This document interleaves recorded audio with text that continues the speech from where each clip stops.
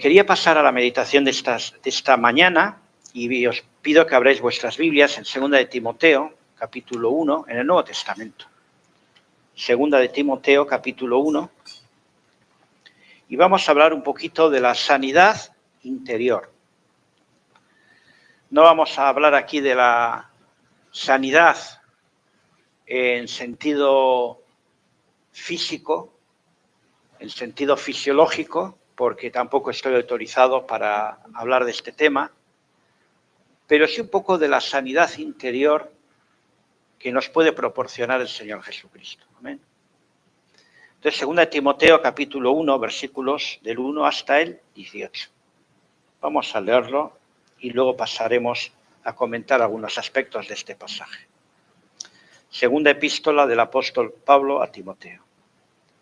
Dice así la Escritura: Pablo, apóstol de Jesucristo por la voluntad de Dios, según la promesa de la vida que es en Cristo Jesús, a Timoteo, amado Hijo, gracia, misericordia y paz de Dios Padre y de Jesucristo nuestro Señor.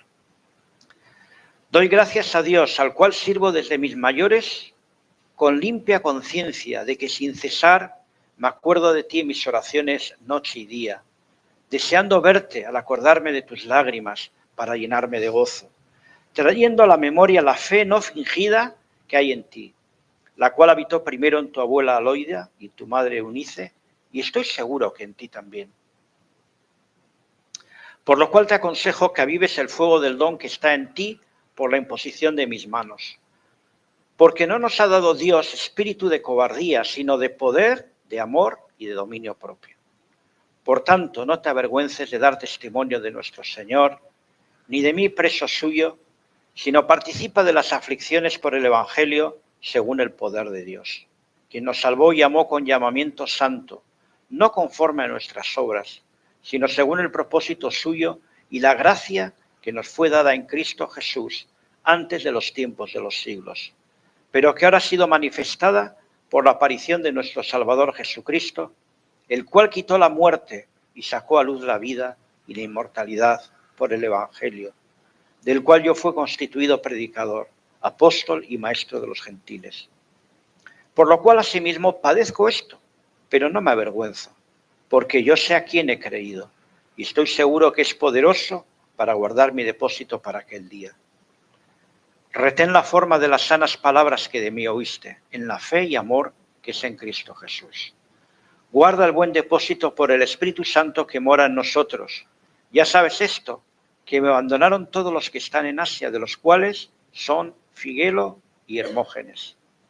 Tenga el Señor misericordia de la casa de Onesíforo, porque muchas veces me confortó y no se avergonzó de mis cadenas, sino que cuando estuvo en Roma me buscó solícitamente y me halló. Concédale el Señor que haya misericordia cerca del Señor en aquel día.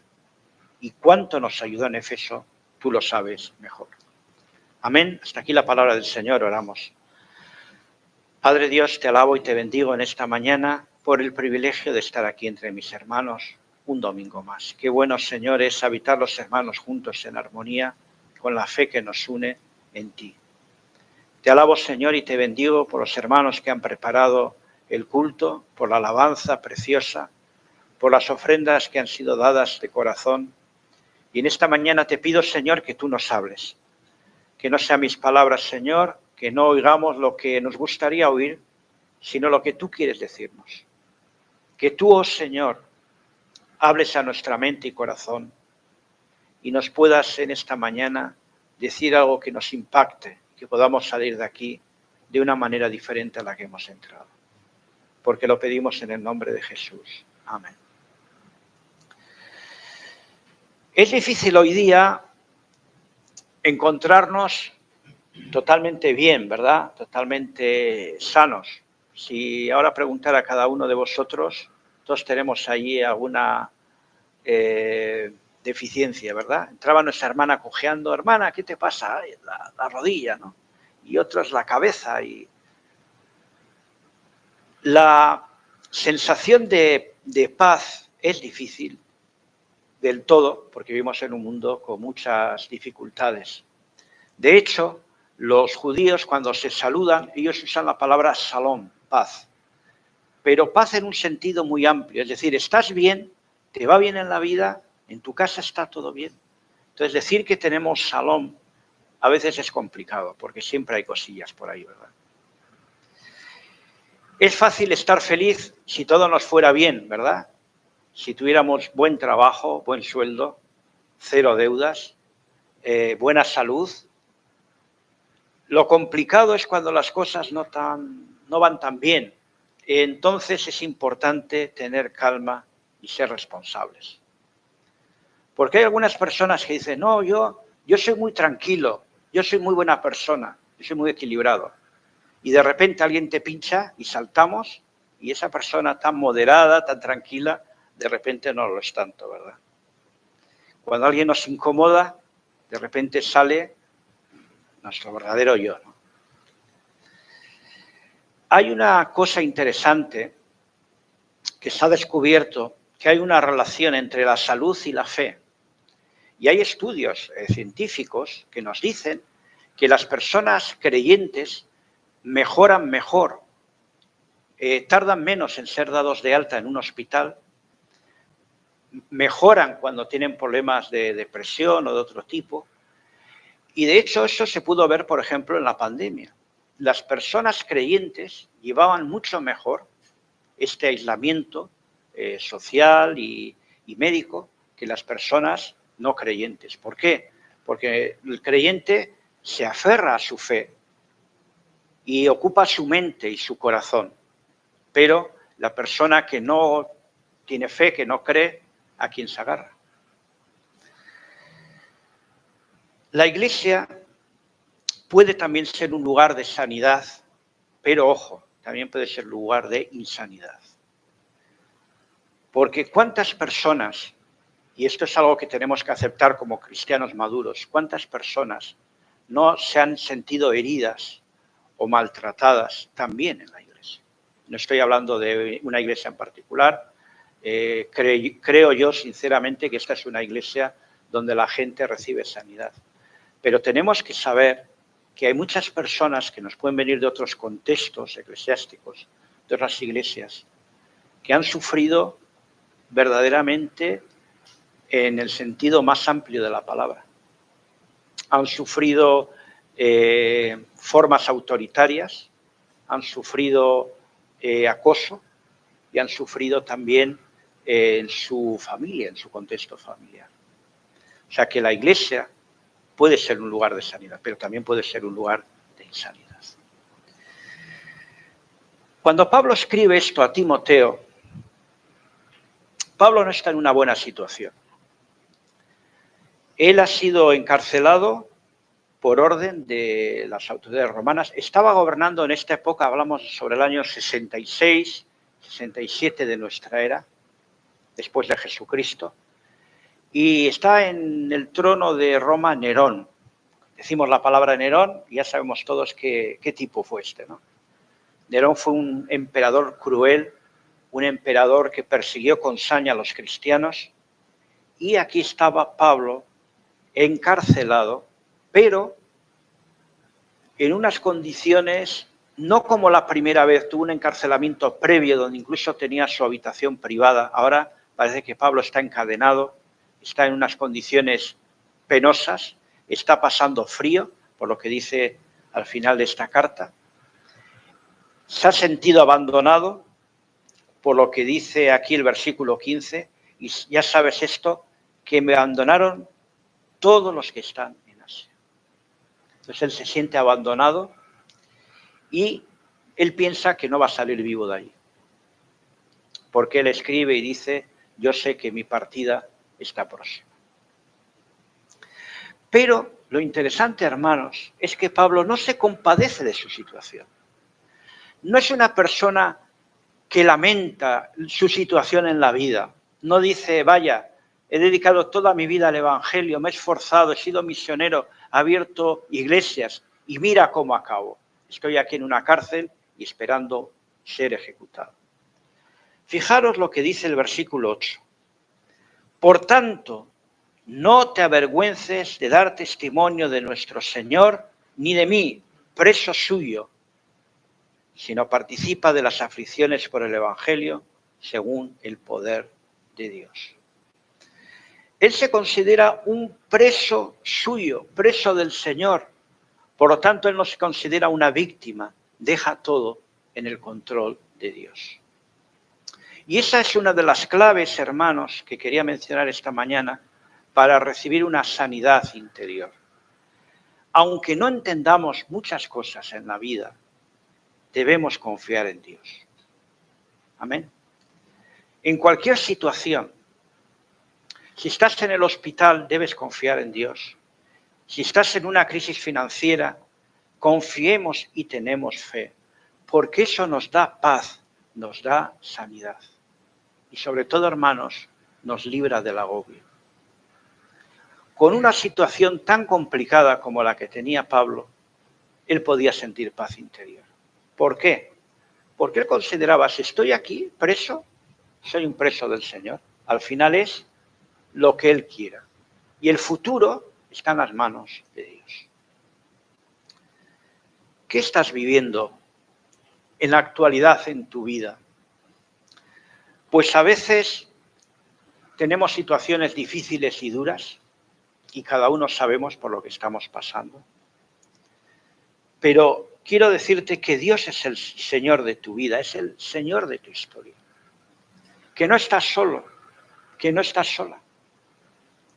Dios está contigo. Y si Dios es con nosotros, ¿quién contra nosotros? En el versículo 9 sigue diciendo Pablo, que nos salvó y llamó con llamamiento santo, no conforme a nuestras obras, sino según el propósito suyo y la gracia que nos fue dada en Cristo Jesús antes de los tiempos de los siglos. Según el propósito de Dios. O sea, Pablo entendía que sin importar por lo que estemos pasando, sin importar por lo que estemos viviendo, Dios tiene un propósito. Amén. Puede que Dios te esté enseñando algo, que te esté refinando, que esté tratando contigo como creyente, porque el propósito de Dios a veces no lo entendemos hasta que pasa el tiempo. ¿Por qué me ocurre esto? ¿O por qué no me ocurre esto? ¿O por qué tengo que pasar por esto? Si Dios tiene un propósito y creemos que lo tiene, puede que algún día lo entiendas. Y si no lo entiendes en este mundo, lo entenderás en el siguiente. Pero Dios tiene un propósito. Esto es lo que creía firmemente Pablo. Otra cosa que vemos aquí, interesante en este pasaje, hermanos, es que tenemos que ser capaces de adaptarnos a las circunstancias de la vida. Pablo se tuvo que adaptar, porque Pablo había sido un hombre movido, inquieto, había estado siempre viajando, no paraba quieto y de repente se ve metido en una cárcel, en unos pocos metros, donde solo puede esperar. Y una persona inquieta, una persona viajera, una persona que ha visto tanto mundo, de repente se ve tan limitado, evidentemente, tiene que adaptarse a una nueva situación en la vida.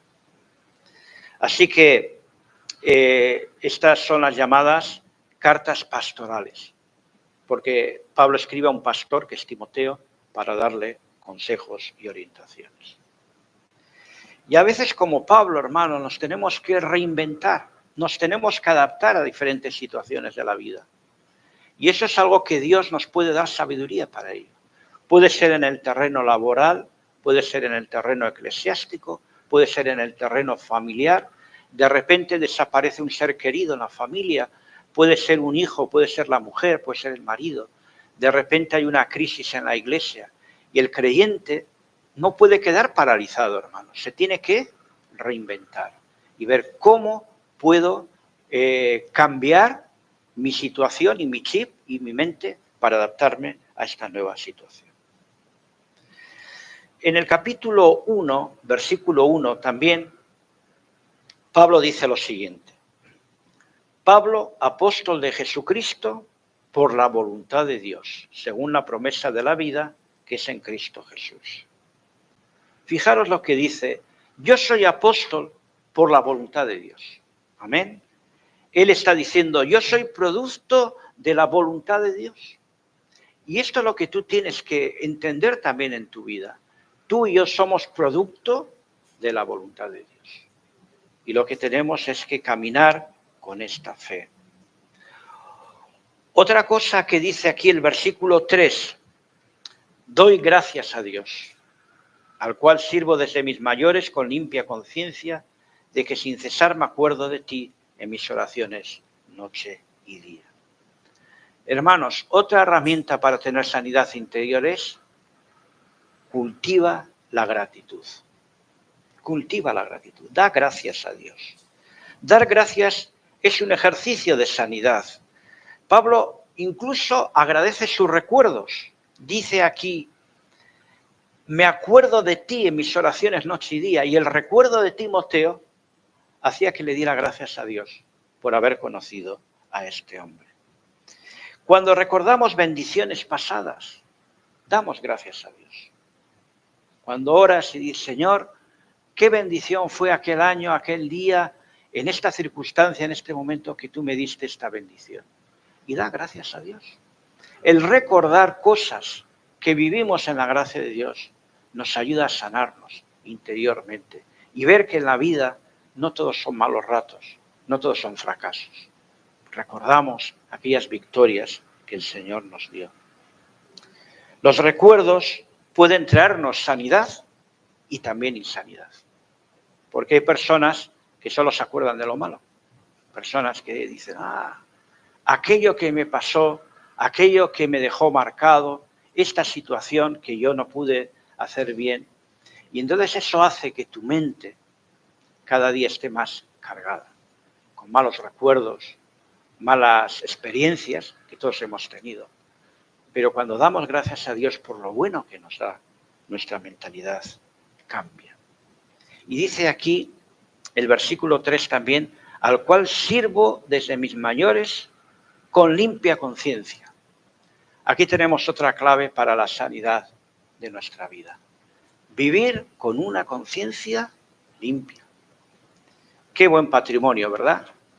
Poder por las noches, quizás hemos cenado mal porque no tenemos mucho dinero, quizás nos cuesta dormir, pero levantamos los ojos al cielo y decimos, tengo la conciencia limpia. Duermo en paz porque estoy en paz contigo, Señor, en paz con mi familia, en paz con mis hermanos. Qué bueno es cuando examinamos nuestra conciencia. Y cuando examinas tu conciencia, ¿qué ves? ¿Alguna mancha, algo insano? Entonces te puedes poner en orden con Dios y entregarle al Señor tus malas acciones pasadas y decir, Dios mío, yo quiero tener una conciencia limpia. En el versículo 6 también dice Pablo, fijaros que ahí está escrito, por lo cual te aconsejo que avives el fuego del don de Dios que está en ti por la imposición de mis manos. Pablo no solo consigue procesar su etapa en la prisión, sino que ahora él manifiesta una preocupación en él. Tiene la preocupación por su compañero de pastorado Timoteo, a quien él participó en ordenarlo, y le pide que avive el fuego, que no permite que se enfríe o apague. Y esto es algo, hermanos, que nos puede pasar a todos, que nos podemos enfriar como cristianos, que nos podemos enfriar como creyentes, como miembros de la Iglesia, como líderes, como personas con responsabilidad, porque avivar el fuego, ¿qué significa? Todos entendemos esta palabra, ¿verdad? Que el fuego se está apagando. Hay unas brasas ahí, pero que en cualquier momento, como no soplemos aire, se va a apagar. Y sabéis que el soplo del Espíritu Santo es el que puede avivar esa llama en nuestra vida. El desafío de cualquier relación humana, ¿cuál es? No comenzar, sino continuar. ¿Cuántas parejas no empiezan de una forma, digamos, entre comillas, ardiente, ¿no? Y aquellos que nos hemos casado, sabemos cuando conocimos a nuestra mujer qué pasaba.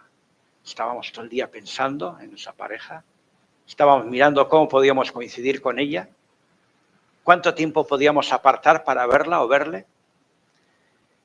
Nuestro corazón se movía un poquito más deprisa cuando estábamos a su lado y sentíamos esa pasión que pensábamos que nunca iba a desfallecer. Pero los años hacen que a veces esa llama de una relación de pareja se vaya apagando. Y tristemente, por eso hay tantos divorcios hoy. Muchas parejas le preguntas, ¿por qué se han divorciado ustedes? Nuestra relación se ha apagado. Ya no siento amor, ya no siento cariño. Entonces el problema, hermanos, no es comenzar, sino continuar. Y también ocurre a algunas personas cuando van a la universidad, que van con mucho vigor, van con mucho ánimo, empiezan el primer año, segundo, bajan un poquito la guardia y luego al final no acaban la carrera. ¿Cuántos entran en la universidad y no terminan? O abrir una empresa. ¿Cuántas personas abren una empresa y cuántas cierran porque no ha dado cierto? Así que en el cristiano pasa igual, hermanos. Es bueno empezar la carrera cristiana, es bueno empezar. Me alegro mucho por saber que recientemente 6 hermanos de esta iglesia se han bautizado y espero que se bauticen pronto otros 6 más. Pero, hermanos, aparte de empezar, hay que continuar. No es el fin del cristianismo, el bautismo es el comienzo. Amén. Y por eso, le dice Pablo aquí, el don de Dios que está en ti por la imposición de mis manos. Acuérdate cuando fuiste consagrado al ministerio. Vuelve a los orígenes. Recuerda cómo empezó todo. Recuerda aquel día que te ordenamos para pastor y no desfallezcas. Recuerda cómo empezó todo. Y nos tenemos que preguntar entonces, hermanos, ¿por qué Timoteo habría pagado un poco el don que tenía? No es que esté expresamente explicado aquí, pero sí quiero yo dar algunas sugerencias que podrían ser perfectamente. En primer lugar, una causa posible del desánimo de Timoteo es el miedo al fracaso, de la vergüenza, de decepcionar a quien tanto invirtió en su formación. En una palabra, el miedo. Porque en el versículo 8 dice Pablo, por tanto, no te avergüences de dar testimonio de nuestro Señor, ni de mí, preso suyo, sino participa de las aflicciones por el Evangelio según el poder de Dios. Dice Pablo, no te avergüences, no sientas vergüenza del Evangelio, porque puede ser que Timoteo fuera una persona relativamente tímida, que a veces sentía vergüenza, y entonces eso hacía que él se desanimara. Y el versículo 4 dice, deseando verte al acordarme de tus lágrimas para llenarme de gozo. Hay un pasaje, sin perder aquí, en Hechos capítulo 20, cuando Pablo se despide de los hermanos de Éfeso. Estaba allí Timoteo, por cierto, en Hechos 20, 36 al 38, Pablo se despide de ellos. Y dice aquí el pasaje, cuando hubo dicho estas cosas, se puso de rodillas y oró con todos ellos. Entonces hubo gran llanto de todos y echándose al cuello de Pablo le besaban, doliéndose en gran manera por la palabra que dijo de que no verían más su rostro, y le acompañaron al barco. Entonces, cuando aquí Pablo está diciendo que él se acordaba de tus lágrimas, puede que estuviera recordando este momento que dice Hechos, que se despidieron de él y todos se sentaron a orar con él, se arrodillaron y lloraron profusamente. A veces nosotros también tenemos pérdidas de seres queridos, podemos tener la pérdida de un empleo, podemos tener la pérdida sentimental o la pérdida de un amigo. La tristeza es positiva, pero no debemos perder la esperanza. Este es el diferencial. La persona que se entristece por una pérdida pero se queda solo en la tristeza, puede derivar en amargura. Pero cuando tu tristeza te permite acercarte a Dios, ahí es la diferencia. Porque el cristiano siempre tiene una esperanza. Amén. Entonces puede ser que Timoteo hubiera tenido vergüenza, hubiera tenido miedo al fracaso. En segundo lugar, puede que Timoteo tuviera una baja autoestima. El versículo 14 dice: guarda el buen depósito por el Espíritu Santo que mora en nosotros. Y el versículo 12 añade: por lo cual asimismo padezco esto, pero no me avergüenzo, porque yo sé a quién he creído y estoy seguro que es poderoso para guardar mi depósito para aquel día.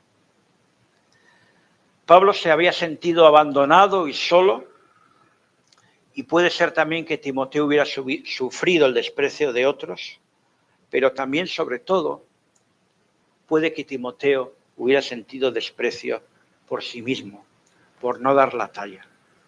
Y a veces estas cosas, el creer que no damos la talla en algún aspecto de la vida, nos puede crear frustración. ¿Alguna vez te han despreciado? A veces oímos historias tristes de hijos, de hijas, que han vivido con el desprecio de sus padres. Y una de las cosas feas, que yo creo que todos hemos caído alguna vez, es cuando a veces comparamos los hijos también, ¿no? ¿Por qué no eres tan listo como tu hermano o tu hermana? ¿Por qué no eres tan ordenado como tu hermano o como tu hermana?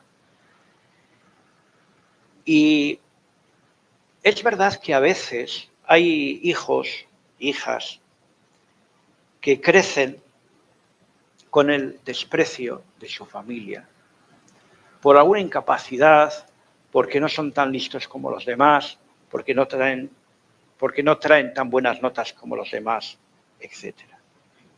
Ahora bien, una cosa es cierta, hermanos, no podemos controlar el desprecio de los demás, pero sí puedes controlar cómo te sientes tú. El desprecio por ti mismo.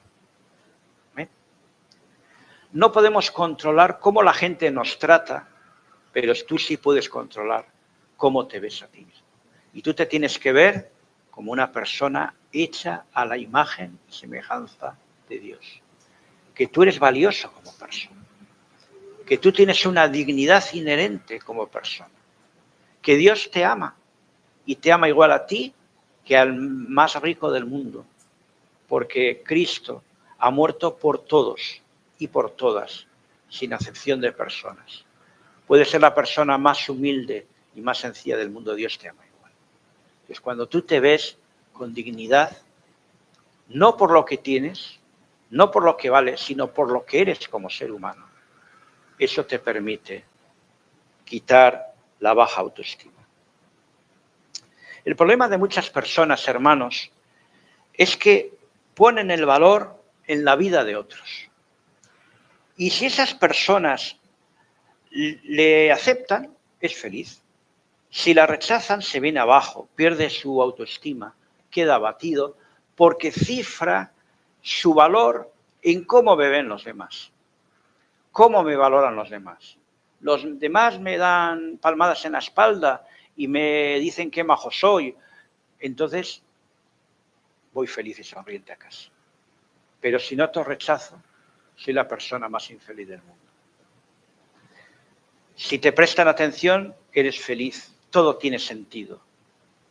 Pero cuando colocamos nuestro valor en las manos y en la gracia de Dios, ya no te ves de la misma manera y no te va a decepcionar nunca el Señor. Amén. Entonces, si tú estás poniendo, es bueno ser valorado y apreciado. No estoy negando que seamos personas que nos dé igual. Evidentemente, todo nos gusta que nos valoren, que nos acepten, que nos den un abrazo, que nos den la enhorabuena por algo que hayamos hecho bien o por algo que hayamos mejorado. Pero el valor de nuestra vida no depende de eso. El valor de nuestra vida depende de que hemos sido aceptados por Cristo. El himno favorito de Gerson. hemos sido aceptados por Cristo. Cristo nos ha comprado y ese es el valor máximo que tenemos. Amén. Algunas convicciones harán la diferencia. Primero, desánimo no es sinónimo de ausencia de fe. Pablo identifica en Timoteo una fe verdadera y presente. Fijaros que el versículo 5 dice, trayendo a la memoria la fe no fingida que hay en ti, la cual habitó primero en tu abuela Loida y en tu madre Eunice, y, fijaros, y estoy seguro que en ti también. Amén. Entonces, aunque entendamos que a veces pasamos por etapas difíciles y Timoteo parece que necesitaba avivar su don, eso no significa que él no tuviera fe. Significa que estaba simplemente pasando por una mala etapa. Entonces, desánimo no es sinónimo de ausencia de fe. Timoteo, dice Pablo, era un hombre de fe. Y si tú estás desanimado en esta mañana, recuerda, el Señor te va a levantar de tu desánimo.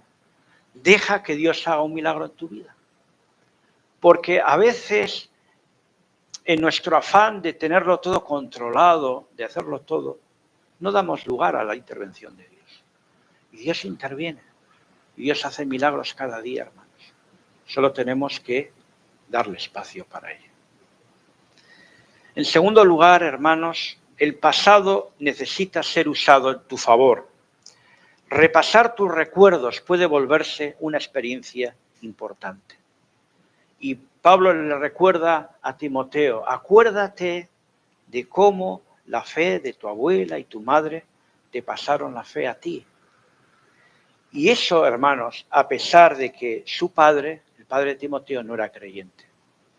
Si veis un momentito a Hechos 16:1, dice aquí el pasaje, después llegó a Derbe y a Listra, y aquí había allí cierto discípulo llamado Timoteo, hijo de una mujer judía creyente, pero de padre griego. Entonces, la madre y la abuela eran personas creyentes, que luego se convirtieron al cristianismo desde el judaísmo, pero el padre era griego, no era creyente. Y aún así, a pesar de no tener un padre creyente, le transmitieron la fe cristiana a Timoteo. Y estos recuerdos de cómo llegó a la fe Timoteo hace que tuviera una experiencia importante para luego ser llamado para el ministerio pastoral. Volviendo a 2 Timoteo, pero ahora en el capítulo 3, versículos 14 y 15, le recuerda Pablo a Timoteo, 2 Timoteo 3, 14 y 15. Pero persiste tú en lo que has aprendido y te persuadiste, sabiendo de quién has aprendido, y que desde la niñez has sabido las sagradas escrituras, las cuales te pueden hacer sabio para la salvación por la fe que es en Cristo Jesús. Pablo le dice a Timoteo, Timoteo, acuérdate cómo te enseñaron las escrituras y tú llegaste a la fe. Las abuelas y las madres tienen una labor importante. Aquellos que sois abuelos o padres o madres, tenéis una labor importante. Porque el desafío que tenemos en nuestras iglesias es que necesitamos pasar la fe a la generación venidera. Que podamos tener jóvenes, que podamos tener hombres, mujeres, que el día de mañana nosotros, cuando dejemos este mundo, la iglesia tenga relevo. Que los jóvenes de ahora puedan asumir el día de mañana el liderazgo, que sean buenos líderes consagrados al Señor, que de esta iglesia puedan salir diáconos, pastores, misioneros, porque la obra de Dios no se puede detener. Nosotros estamos en este mundo de una manera limitada, pero tenemos que esforzarnos por dejar un legado para que las generaciones venideras tomen el testigo y sigan haciendo la obra de Dios. Amén. En los versículos capítulo 1 de 2 Timoteo, del 8 al 10, mirad lo que dice. Por tanto, no te avergüences de dar testimonio de nuestro Señor, ni de mí, preso suyo, sino participa de las aflicciones por el Evangelio según el poder de Dios, quien nos salvó y llamó con llamamiento santo, no conforme a nuestras obras, sino según el propósito suyo y la gracia que nos fue dada en Cristo Jesús antes de los tiempos de los siglos, pero que ahora ha sido manifestada por la aparición de nuestro Salvador Jesucristo, el cual quitó la muerte y sacó a luz la vida y la inmortalidad por el Evangelio. Hermanos, una cosa que nos va a ayudar como creyentes es entender lo que es importante y lo que es accesorio. Al final, Pablo dice, mira, lo importante es que nosotros obedezcamos el llamado del Señor y que anunciemos el Evangelio de Jesucristo para todas las personas. Y muchas veces en la vida, hermanos, nosotros tenemos que ser de esta mentalidad. Tenemos que valorar lo que es importante, verdaderamente importante en la vida y lo que es accesorio. Lo que importa de verdad y lo que no importa tanto. Todo esto contribuye a nuestra salud espiritual y mental. Porque a veces nos perdemos en cosas, en detalles, y esto ocurre muchas veces en las iglesias, que a veces hay disputas por cosas tan accesorias, tan sin importancia, que perdemos de vista lo realmente importante, que es predicar el Evangelio de Jesucristo y que las personas vengan a Cristo. Y muchas veces nos enredamos en cosas accesorias que en un momento dado, en una charla de verano, delante de un café puede tener sentido, pero no puede tener sentido para dividir una iglesia o para causar problemas en una iglesia. Entender lo que es importante y lo que no es tan importante. En el versículo 13 dice Pablo, retén la forma de las sanas palabras que de mí oíste en la fe y amor que es en Cristo Jesús. Retén lo importante, la forma de las sanas palabras. Eso es lo importante. Y no si en esta mañana el hermano me saludó o no me saludó, se olvidó de mí, no me miró o me miró, yo creo que me miró de mala manera, saber qué está pensando de mí. Esas cosas no son importantes. Amén. Versículo 14, guarda el buen depósito por el Espíritu Santo que mora en nosotros. Pasando al 12, por lo cual asimismo padezco esto, pero no me avergüenzo porque yo sé a quién he creído y estoy seguro que es poderoso para guardar mi depósito para aquel día. Y en esta mañana yo te quería preguntar, ¿tú sabes en quién has creído? ¿Podrías decir esto con convicción? Yo sé en quién he creído. No en qué, porque la doctrina es buena, pero la doctrina no salva. La doctrina viene cuando tú eres salvo y necesitas conocer la palabra del Señor y alimentarte espiritualmente. La pregunta es, ¿en quién has creído? Yo sé en quién he creído. Lo puedes decir con convicción. Amén. La recomendación del apóstol Pablo, versículo 7, porque no nos ha dado Dios espíritu de cobardía, sino de poder, de amor y de dominio propio. En el original la palabra poder es dinamis, de donde viene nuestra palabra dinamita.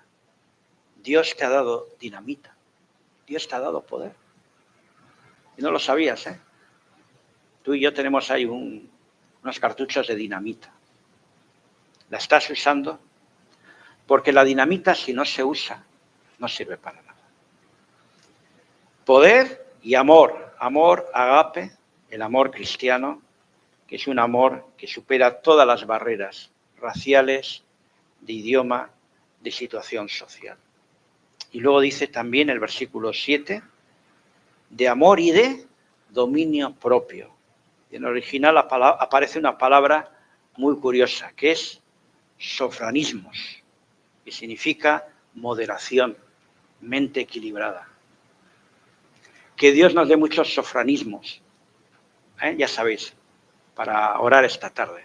Señor, dame sofranismos, dame mente equilibrada, dame una mente moderada, equilibrada. Que Dios nos dé sanidad mental, espiritual y física. Y como dice aquí este pasaje, hermanos, todo es por gracia. Todo es por gracia. Dios te da abundantemente, porque Dios te ama y quiere sanarte.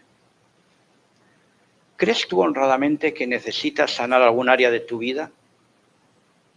Te desafío a colocar tu vida en las manos de Dios. Cierra tus ojos en esta mañana y te pido en el nombre del Señor que hagas un examen de tu vida. Puede ser vida actual, puede ser vida pasada, recuerdos que tengas, quizás ataduras. Hay ataduras, hermanos, que a veces duran años.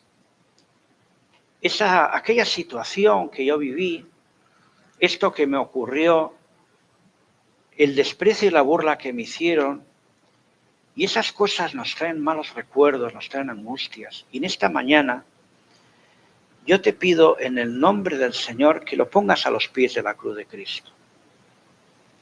Que pidas al Señor que sane tu vida completamente. Y entrégale también tu pasado y le digas, Señor, yo sé que en el pasado hice cosas indebidas, me hicieron cosas indebidas, tú lo sabes, Señor, no te puedo contar nada que tú no sepas. Pero también sé que en el nombre de Cristo tengo sanidad. Y te pido que tú limpies mi vida, Señor, la sanes. Si estoy angustiado, dame paz, Señor. Si estoy defraudado, estoy amargado, deprimido, sana mi corazón y dame paz, la paz que supera todo entendimiento. Porque tú, oh Señor, dijiste, mi paz os dejo, mi paz os doy. Dame esa paz, Señor. Yo la reclamo en el nombre de Jesús. Que mi vida en esta mañana sea sanada, Señor. Y tú conoces mi vida, Señor. Si tú en esta mañana no tienes la seguridad de que en quién has creído, es buen momento también para hacerlo. Y poner tu fe en Cristo y decir, Señor Jesús, entrego mi vida a ti esta mañana. Hazla de nuevo. Clama al Señor en esta mañana. Hay en tu privacidad interna, preséntala al Señor tu situación personal. Porque Él puede hacer una gran obra en tu vida hoy. Y concluye clamando al Señor en el nombre de Jesús, en el nombre de Jesús. Trata con mi vida. Amén.